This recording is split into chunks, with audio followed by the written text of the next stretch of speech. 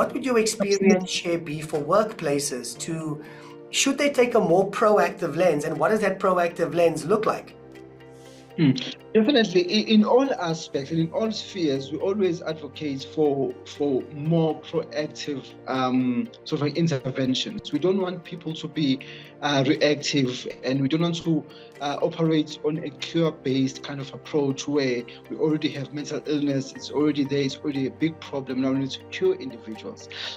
We need to acknowledge a few things, because I've worked with individuals and clients who present with severe mental illness because of the toxic work environment. We need to realize and acknowledge that most workspaces are very toxic, and the toxicity is because of how, especially your management will address people, will deal with people. So you get people who already maybe have existing or pre-existing mental health conditions, getting to a space that is very toxic, getting to a culture that is very toxic, and this only perpetuates their mental illness that they're experiencing, or it then becomes the cause of their mental illnesses.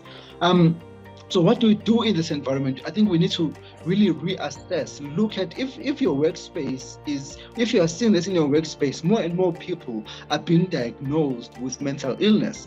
More and more people are being absent from work, and they're becoming sick all the time, because remember, stress is one of the leading causes of absenteeism and admissions to psychiatric hospitals.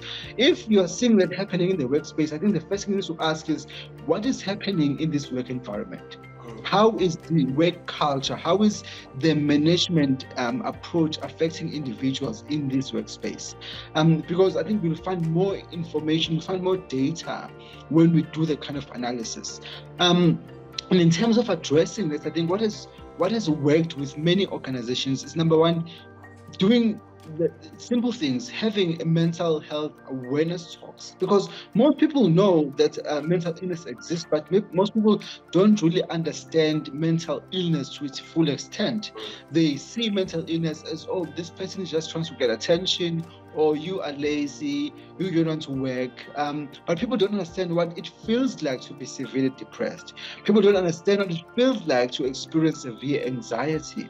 So having mental health awareness, talks and interventions, I think that really helps in terms of helping people understand mental illness. But I think it's also helps people develop an understanding, which might then lead to social support. So people be more empathic, people become more supportive towards individuals who are experiencing mental illness. So I think it's just those simple things that mean a lot to individuals who are experiencing mental illness in the workplace.